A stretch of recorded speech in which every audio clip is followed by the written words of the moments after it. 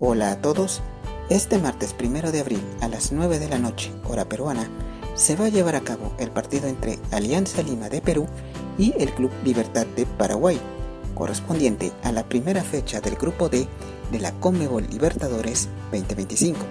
El escenario será en el Estadio Alejandro Villanueva, ubicado en el distrito limeño de La Victoria.